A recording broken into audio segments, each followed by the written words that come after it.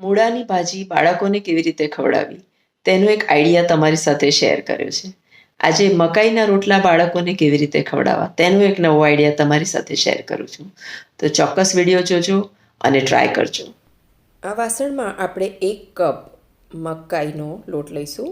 આ પીળી મકાઈનો લોટ છે જે આનાથી બારીક મળતો નથી, આટલો કોર્સ જ મળે છે, આટલો કકરો જ મળે છે.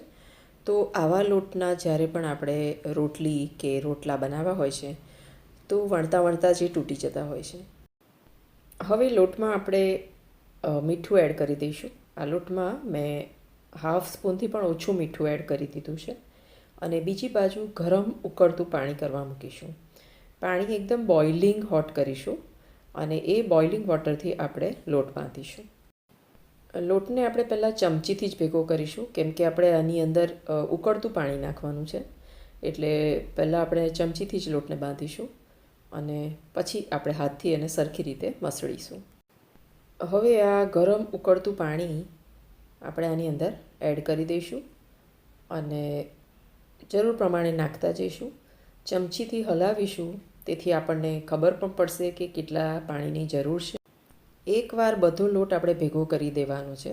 પછી આપણે જે પ્રમાણની એની કુમાશ જોઈતી હોય એ પ્રમાણે તેને મચડવાનો છે. મકાઈના રોટલા ભાવે બધાને, પણ જ્યારે બનાવવા જાય ત્યારે તૂટી જાય. એટલે મોટાભાગની બહેનો એને ટ્રાય કરવાનું પસંદ ન કરે અને બાજરીના રોટલા પર જ આખો શિયાળો કાઢી નાખે. આ રેસીપીથી તમે ધારો એટલા રોટલા બનાવી શકશો અને ઇઝીલી બનાવી શકશો. રોટલીની જેમ જ તમને થશે કે મકાઈનો રોટલો તો બની ગયો.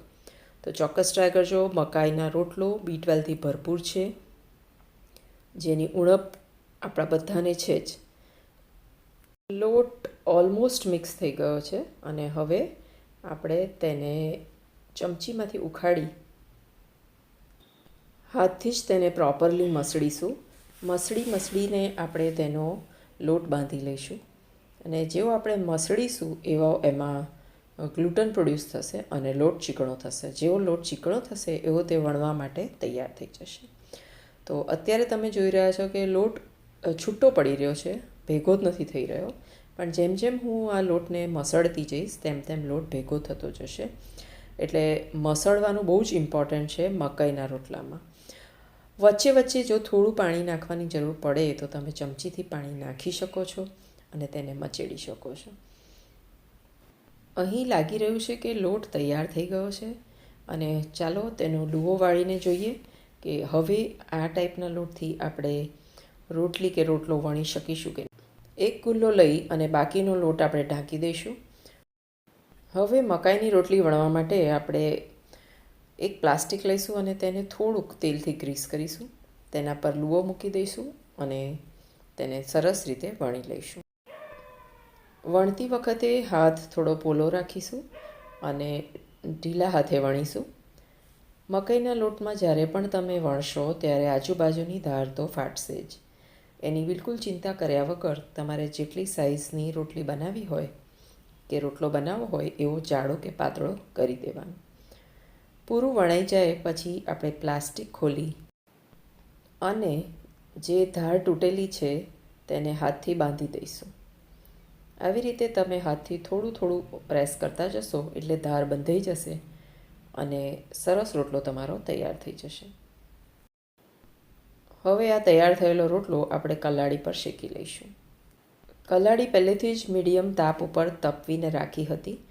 મકાઈના રોટલા માટે ફૂલ ગેસ રાખવાની જરૂર નહીં, તે મીડિયમ ગેસ પર શેકવાનો રહેશે અને એક બાજુ થોડો ઘણો ચડી જાય એટલે આપણે તેને પલટાવી દઈશું. થોડોક શેકાઈ ગયો છે અને મેં પલટાવી દીધો છે. પહેલો રોટલો છે એટલે થોડોક આ ટાઈપનો થયો છે. પછી સરસ ફર્સ્ટ ક્લાસ શેકાતા હોય છે રોટલા.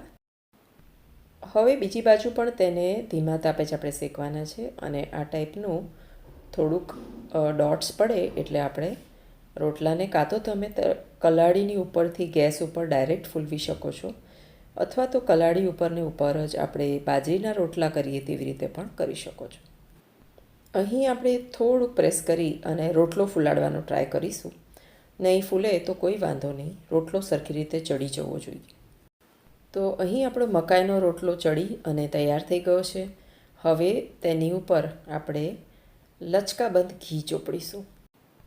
મકાઈનો રોટલો હંમેશા ગરમ ગરમ જ ખાવાની મજા આવે છે અને ઘી ઠરેલું ખાવાની મજા આવે છે. હવે આપણે જે બીજો લોટ રહેવા દીધો છે તેમાંથી છોકરાઓને ગમતી આઈટમ બનાવીશું.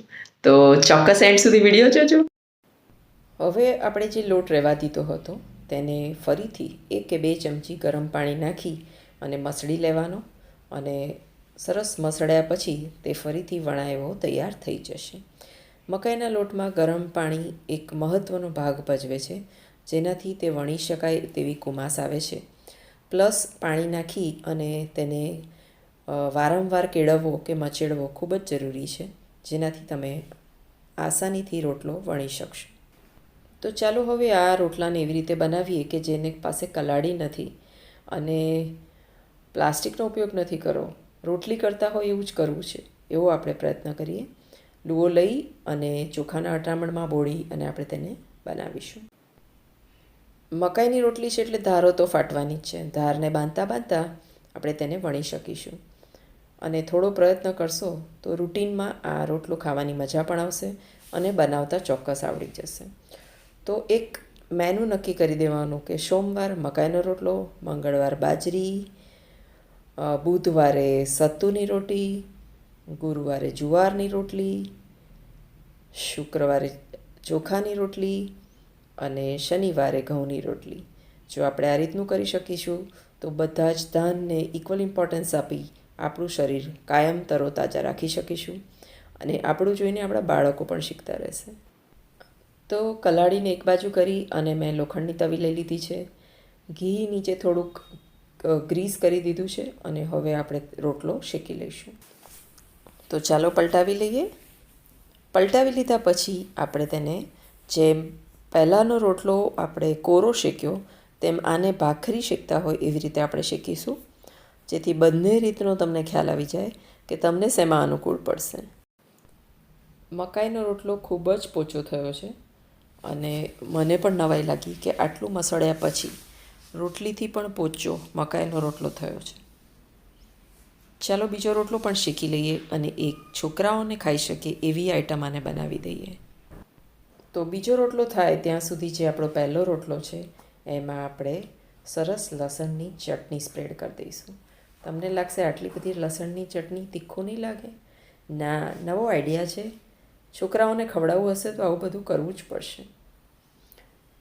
થોડુંક સરખી રીતે લસણ સ્પ્રેડ કરી દઈશું, કારણ કે મકાઈના રોટલા સાથે લસણની ચટણી ખૂબ સરસ લાગતી હોય છે. આપણે આ રોટલાને પણ ઘીમાં જ શેકેલો છે, તો પણ આપણે આ રોટલાની ઉપર થોડું ઘી આખું સ્પ્રેડ કરી દઈશું. લસણની ચટણી અને ઘી એટલે લસણ પણ સરખું ચોંટી જશે. શિયાળામાં બને એટલું ઘી ખાઓ, ગરમારો પેદા કરો, બુદ્ધિ તેજ કરો, હાડકાને લુબ્રિકેટ કરો. તો ઘી અને લસણ સરસ રીતે ચોપડાઈ ગયું છે. હવે જે બીજો રોટલો મેં તૈયાર કર્યો છે એની રાહ જોવાઈ રહી છે. એ રોટલો તૈયાર થાય એટલે આ રોટલાની ઉપર આપણે તેને સેન્ડવિચ કરવાનું છે. તો અમારો રોટલો તૈયાર થઈ ગયો છે. તમારી ઈચ્છા હોય તો આના પર પણ હજી ઘી આપણે ચોપડી શકીએ છીએ. જેમ કે મારી તો ઈચ્છા કાયમ ઘી ખાવાની થતી જ હોય છે, તો આના પર પણ મેં ઘી ચોપડી દીધું અને હવે આ રોટલાને ઘીમાં શેકેલો છે અને ઉપરથી ઘી ચોપડેલું છે.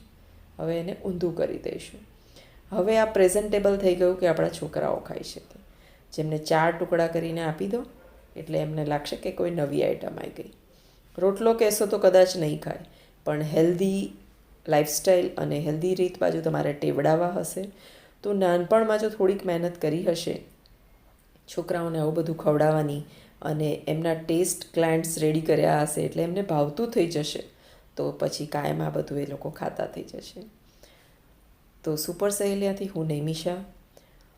મારો પ્રયત્ન હંમેશા એવો રહેતો હોય છે કે જે આપણી નવી પેઢી છે એ પીઝા પાસ્તા બાજુ ન વળી અને આપણા ઓરિજિનલ ફૂડ બાજુ ચોક્કસ વળે. એના માટે થોડોક પ્રયત્ન કરવો પડશે મારે અને તમારે. ફરી મળીશું એક નવા વિડીયો સાથે, એક નવી સહેલી સાથે.